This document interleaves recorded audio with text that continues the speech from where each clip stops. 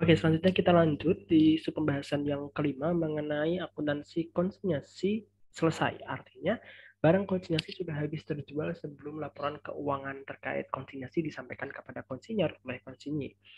Yang pertama mengenai pencatatan terpisah, ilustrasi transaksinya pada 6 Juni, Konita mengirim 10 set produk ke toko Rizal. Artinya Konita sebagai konsinyur dan toko Rizal sebagai konsinyi. Sebagai barang konsinyasi dengan harga jual 85% dengan biaya produknya 50%. Nah, pada saat terjadi pengiriman barang oleh Konita ke toko Rizal, maka Konita akan mencatat consignment out sebesar COGS atau sebesar cost dari persediaan yang dikirimkan dan kreditnya merchandise shipment sebesar 500 atau 50 kali 10. Sedangkan konsinyi atau toko Rizal dia tidak akan melakukan jurnal apa-apa, dia hanya akan mencatat memorandum atau menerima memorandum terkait dengan uh, barang konsinyasi yang diterima, serta nantinya akan termuat juga berapa komisi penjualan yang dia akan terima dan berapa harga jualnya, serta bagaimana perlakuan terkait beban-beban dalam rangka konsinyasi tersebut. Kemudian 6 Juni juga terdapat biaya pengiriman sebesar $60 yang ditanggung oleh konsinyur. Karena ditanggung oleh konsinyur, maka konsinyur tidak akan melakukan penjualan apa-apa, jurnal hanya akan dicatat oleh konsinyur yaitu consignment out dan kreditnya cash atau freight out atau expense sebesar 60, sebesar yang dikeluarkan oleh konsinyur, dicatat sebagai consignment out. 6 Juni 2000, 6 Juni sampai 20 Juli 2000 sekian, beban-beban yang ditanggung oleh konsinyi yang nantinya akan dimintakan penggantian kepada konsinyur sebesar 25. Karena beban tersebut dikeluarkan oleh konsinyi, maka konsinyi tidak akan melakukan jurnal apa-apa dan konsinyi akan menjurnal consignment in sebesar 25 dan kreditnya cash sebesar 25. Consignment inilah yang nantinya akan dicatat sebagai consignment out oleh konsinyur sebagai bentuk penggantian kepada konsinyi. Kemudian konsinyi berhasil menjual 10 set produk dengan harga jual 85. Konsinyi berhak mendapatkan komisi penjualan sebesar 20% dari harga jual. Untuk mencatat penjualan 10 set produk ini, maka konsinyi akan mencatat cash pada consignment in sebesar 850. Kemudian, pada saat pengakuan komisi penjualan 20 Juli, konsinyi akan mencatat consignment in, mendebit, karena apa? Komisi penjualan ini adalah beban yang nantinya dapat dikurangkan dari penjualan barang konsinyasi, sehingga dia didebit. Sedangkan penjualan konsinyasinya, penjualan barangnya dia dikredit. Kemudian akan dikreditnya di sini untuk mencatat komisi yaitu commission income sebesar 170 atau 20% kali penjualan 850. Kemudian penyerahan hasil penjualan oleh konsinyi kepada konsinyur. Nah, karena pengiriman hasil penjualan atau nantinya juga disertai dengan pengiriman cash dari konsinyi kepada konsinyur atas hasil penjualan barang konsinyasi, maka konsinyi akan menghitung berapa sih cash yang akan disetorkan dengan cara di sini jurnalnya adalah consignment in pada cash sebesar 655. Didapat dari mana? 655 itu adalah dari hasil penjualan consignment in ini dikurangi 25 dikurangi 170 atau netnya dari akun atau akumulasi dari akun-akun consignment in di jurnal sebelumnya. Di sini consignment in-nya kredit 850, kemudian dikurangi 25, dikurangi 170. Sehingga bersaldo kredit 655, itu yang menunjukkan saldo atau nilai kas yang akan disetorkan oleh konsinyi kepada konsinyur. Nah, ketika terjadi penyerahan, maka dibalik consignment in-nya di debit dan cash-nya di kredit. Ketika dimasukkan ke dalam buku besar consignment in, maka saldonya akan menjadi 0 setelah adanya penyerahan ini. Nah, ketika terjadi penyerahan uang oleh konsinyi kepada konsinyur, konsinyur akan mencatat penerimaan cash sebesar 655. Sorry, ini ada typo.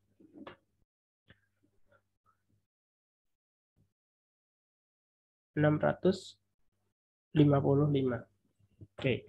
655, kemudian dia akan mengakui expense sebesar 25.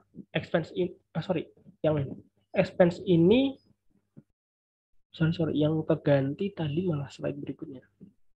Oke, yang slide ini. Oke. Nah, dia akan mencatat consignment out untuk mereimburse biaya-biaya yang dikeluarkan oleh konsinyi, yaitu biaya terkait penjualan barang konsinyasi serta biaya komisi yang nantinya akan dikurangkan ke consignment in, sehingga totalnya adalah 195 yang dibebankan ke consignment out. Dan kreditnya consignment out ini akan sebesar penjualan yang dicatat di consignment in 850. Oke, selanjutnya di sini akan ada pengakuan consignment income atau pengakuan pendapatan konsinyasi yaitu 95. Cash yang didapat ini belum tentu akan menjadi consignment income. Berbeda karena apa? Consignment income nanti akan dikurangi dengan cost dari barang. Cost dari barang 500 ini dia tidak diperhitungkan dalam jurnal yang ini sehingga cash-nya ini 655. Nah, di sini caranya adalah di 850 atau nilai penjualan dikurangi dengan 500 atau cost-nya atau seolah-olah seperti COGS, kemudian dikurangi dengan biaya komisi, dikurangi dengan biaya penjualan yang ditanggung oleh konsinyur, serta dikurangi dengan biaya ongkir yang ditanggung oleh konsinyur. Semua biaya-biaya inilah dikurangkan ke penjualan sehingga sisanya 95 yang akan dicatat sebagai consignment income. Selanjutnya, untuk pencatatan tidak terpisah, masih contohnya sama seperti sebelumnya, cuman bedanya pencatatannya tidak terpisah atau digabung. Nah, pada saat pencatatan digabung, maka dia tidak ada perpindahan atau reklasifikasi barang persediaan ke consignment out, sehingga konsinyur maupun konsinyur tidak akan melakukan pencatatan apa-apa. Konsinyur hanya akan membuat memorandum terkait dengan pengiriman barang sebesar 10 set unit dengan harga jualnya 85 per set, kemudian biaya produknya 50 per set. Konsinyur juga tidak akan melakukan jurnal apa-apa. Kemudian 6 Juni terkait dengan biaya pengiriman, maka konsinyur akan mencatat freight out atau beban ongkir gitu ya. Di kreditnya adalah cash sebesar 60. Beda dengan tadi yang digabung, dia akan dicatat di consignment out karena dipisah pencatatannya. Sekarang kalau digabung maka dia menjadi satu pada beban seperti penjualan reguler biasa. Kemudian 6 Juni sampai 20 Juli, beban-beban yang ditanggung oleh konsinyur yang nantinya akan dimintakan penggantian kepada konsinyur sebesar 25. Karena akan dimintakan penggantian kepada konsinyur, maka dia akan dicatat dengan mendebit akun konsinyur atau langsung ke PT Konita sebesar 25 dan kreditnya cash. Selanjutnya, ketika terjadi penjualan, yaitu konsinyur berhasil menjual 10 set tadi dengan harga 85 dan komisi 20%.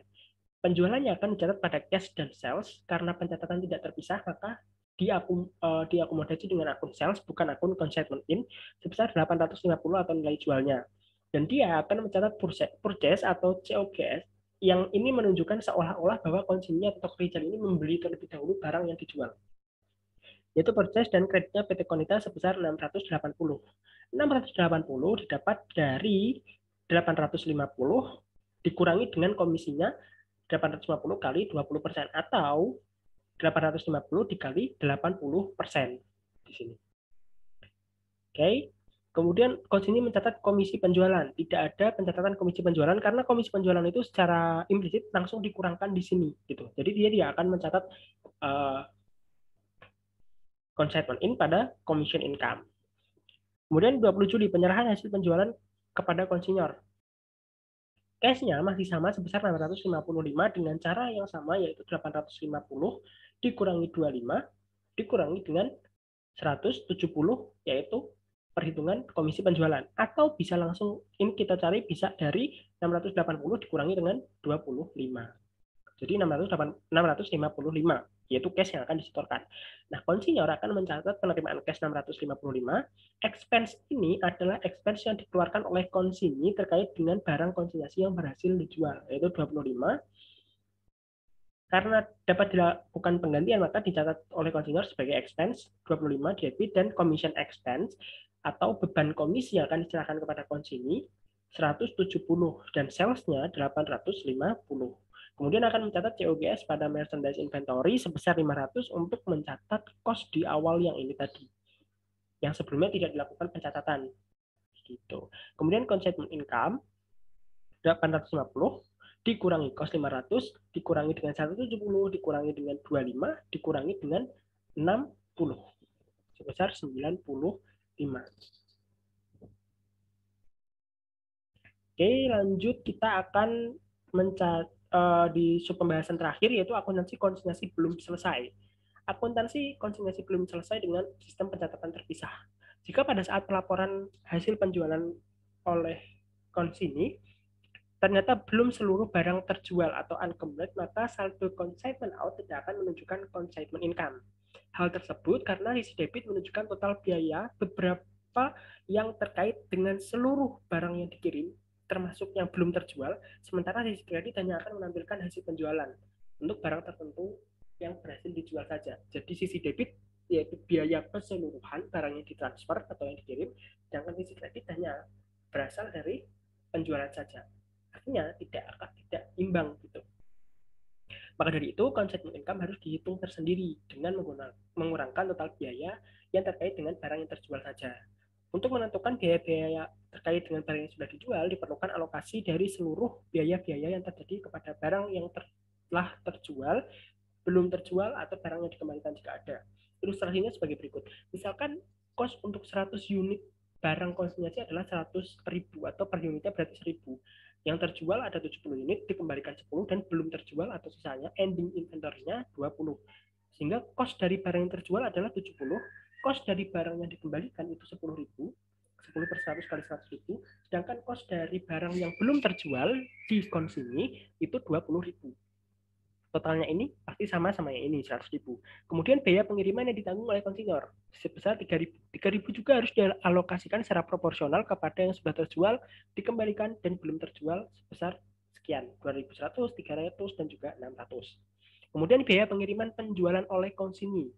Karena biaya pengiriman penjualan, maka biaya itu hanya timbul dari barang yang berhasil dijual, sehingga 100% dialokasikan ke yang terjual, tidak diproporsionalkan. Kecuali kalau misalkan biaya pengiriman barang yang diterima di awal, namun dibayar oleh konsinyur, nah itu dialokasikan.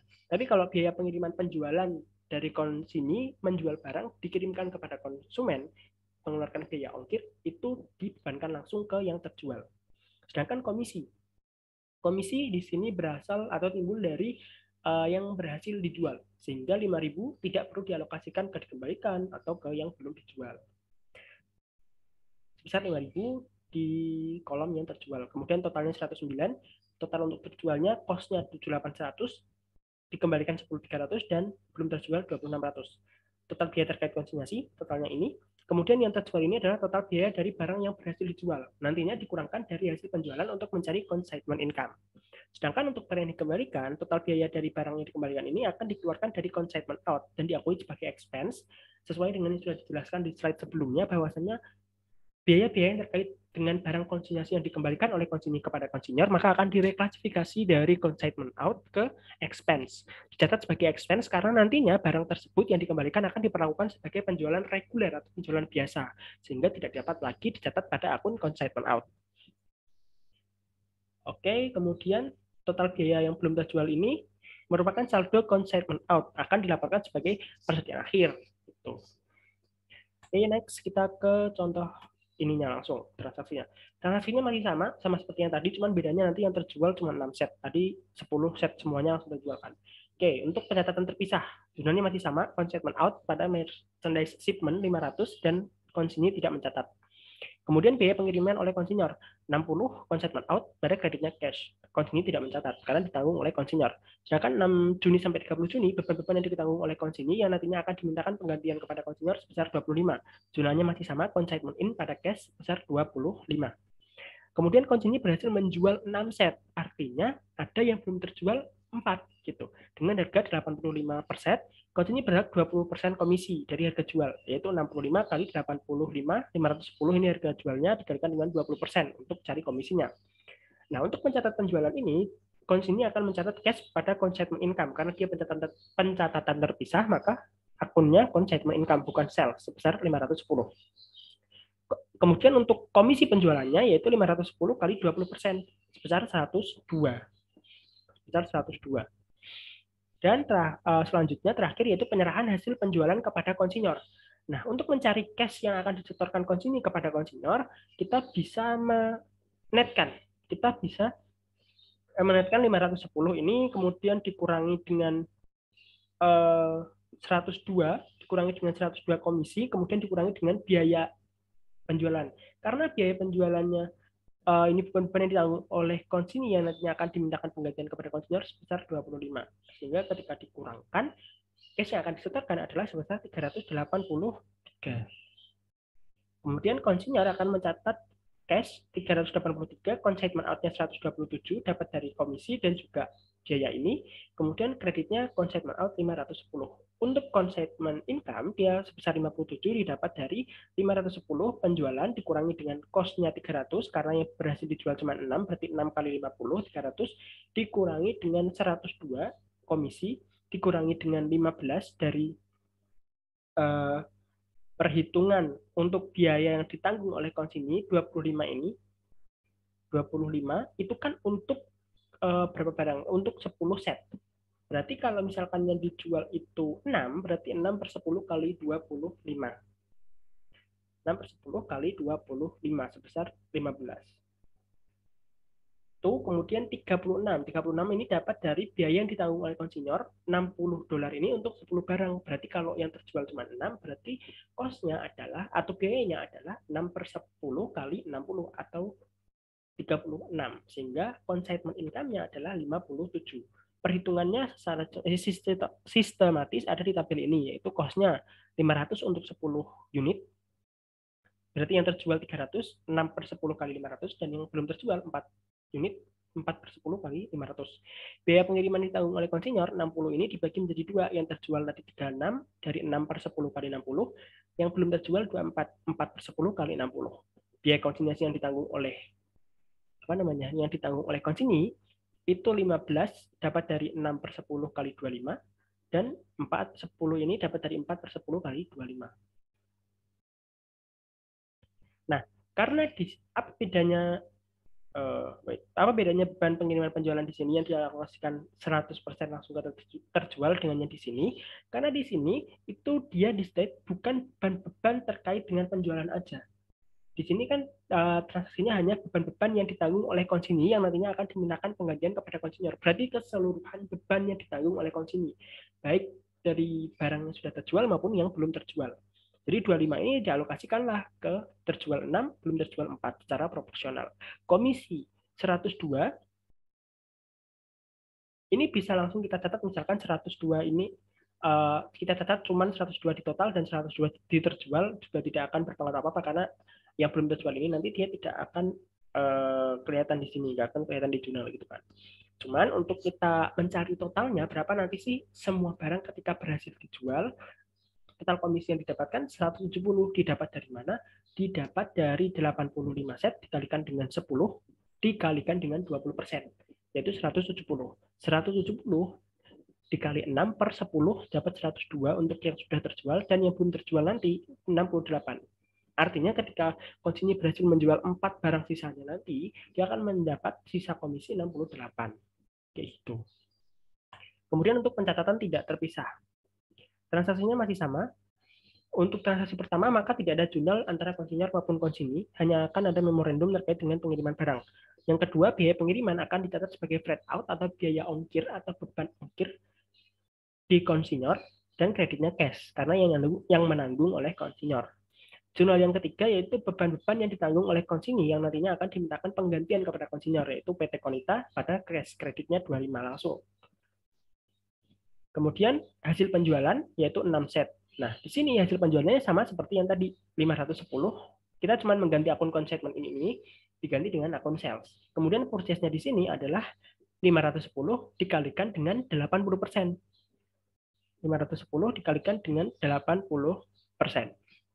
80% dari mana? 80% itu adalah cost barangnya atau hasil nilai penjualannya itu di luar dari komisi untuk konsinyur. Berarti 510 dikurangi 510 kali 20%. Itu sama aja 510 kali 80%, yaitu 408. Untuk pencatatan komisi penjualan tidak ada jurnal karena di pencatatan tidak terpisah, komisi penjualan itu secara implisit sudah ada di sini karena sudah langsung dinetkan di sini, dikurangkan di sini. Penyerahan hasil penjualan kepada konsinyur dengan cash-nya tadi 383 sama seperti sebelumnya, yaitu 510 dikurangi dengan komisi 102 dan dikurangi dengan 25 beban. Oke, maka konsinyur akan mencatat cash 383, expense 15, kemudian commission expense-nya di sini 102 sesuai hasil perhitungan ini, merchandise inventory-nya 10. Ya, merchandise inventory-nya 10, kemudian sales-nya 510.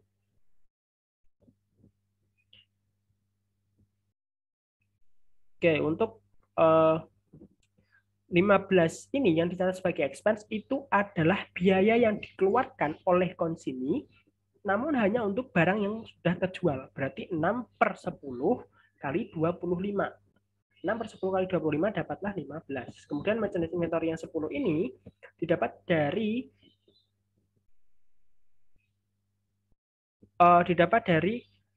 freight out yang ditanggung oleh konsinyur dibagi dengan hasil yang terjual, yaitu 6.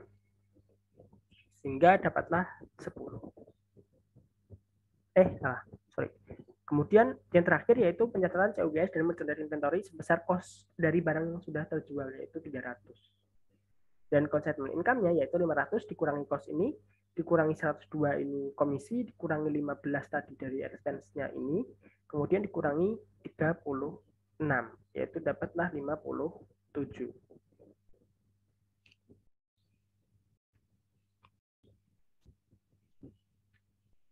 Oke. Bentar kita cek, ini apakah balance dari angka-angka yang ada di PPT ini? 383 ditambah 15 ditambah 102 tambah 10. Oke, sama.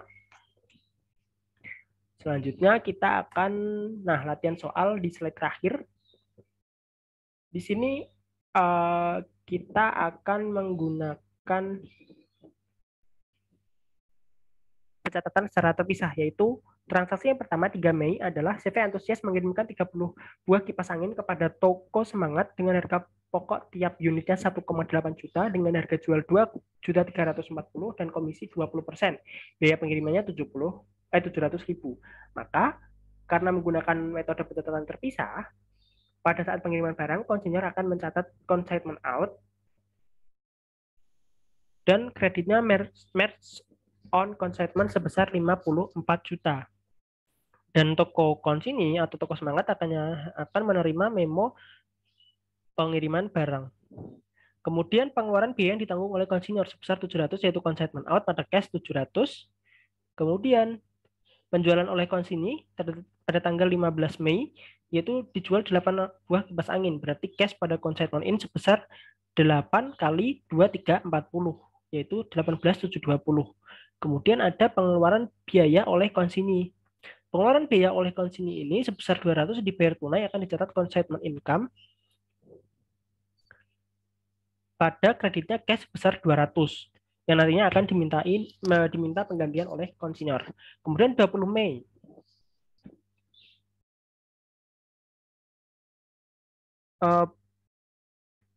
20 Mei kemudian Toko Semangat juga berhasil menjual 12 buah kipas angin lagi dengan biaya pengiriman 300. Sama seperti jumlah sebelumnya, cuman angkanya berbeda, yaitu 28080 ini dapat dari 12 kali 2.340, sedangkan biayanya diganti menjadi 300. Kemudian pengembalian barang oleh konsinyii, maka konsinyur akan mencatat atau mereklas consignment out ke merge on consignment sebesar 9 juta, yaitu dari mengembalikan 5 buah barang. 5 buah ini cost-nya 9 juta atau 5 kali 1,8 juta. Kemudian expense ini didapat dari perhitungan di bawah ini. Dikembalikan barangnya itu 5 barang yang dikembalikan, padahal cost-nya tadi untuk ongkir itu 700 untuk 30 barang, berarti 5/30 atau 1/6 dikalikan dengan 700 atau dapat 116.000 sekian. Dan kreditnya consignment out atau dideklas ke expense. Dan sedangkan konsinyii akan mencatat consignment in sebesar 120 karena ini biaya yang ditanggung oleh konsinyii, maka dicatat sebagai 120 consignment in dan kreditnya cash 120. Nah, 120 ini akan diakui sebagai expense bukan pada saat pengembalian, tapi pada saat pelaporan hasil penjualan.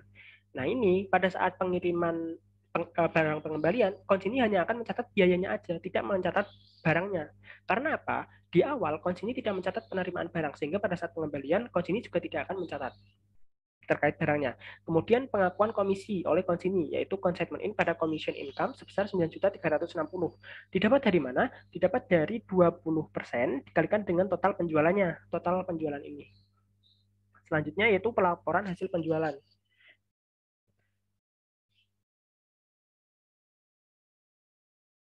laporan hasil penjualan oleh konsinyur kepada konsinyur, konsinyur akan menghitung berapa sih cash yang akan dia berikan kepada konsinyur, yaitu sebesar 36.820 didapat dari di bawah ini.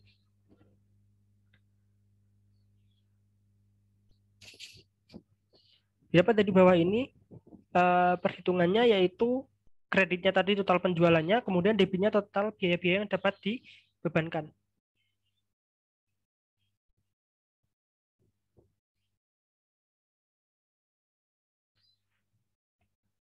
Ada sisanya yaitu 36.820 yang akan menunjukkan nilai cash yang akan disetorkan konsinyur kepada konsinyur.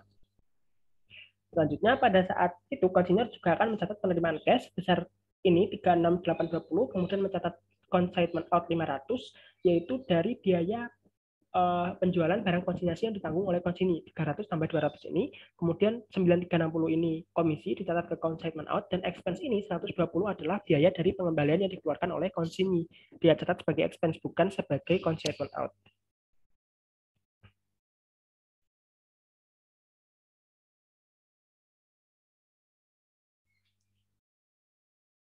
Selanjutnya, untuk yang terakhir pengakuan consignment income sebesar 473.333 ini didapat dari perhitungan di bawah, yaitu total dari cost barang yang terjual, 36 ini cost barangnya, kemudian 4667 ini dari cost ongkir yang ditanggung oleh konsinyur, 500 ini cost penjualan dari yang ditanggung oleh konsinyur, 200 dan 300, dan 9360 ini komisi. Totalnya adalah 46, 326, 667, sedangkan total penjualannya adalah 46.800, sehingga ada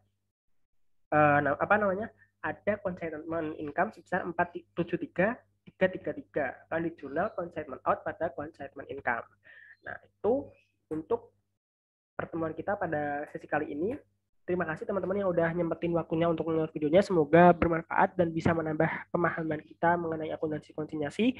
Apabila ada kesalahan, mohon maaf. Dan apabila ada yang ingin dikoreksi, bisa disampaikan ke saya. Dan teman-teman bisa juga mengkonfirmasi apa yang sudah saya sampaikan ini kepada dosen masing-masing. Karena supaya bisa menambah dan membenarkan apa yang sudah saya sampaikan ketika ada yang salah. Itu aja dari aku. Terima kasih. Assalamualaikum warahmatullahi wabarakatuh. Selamat belajar.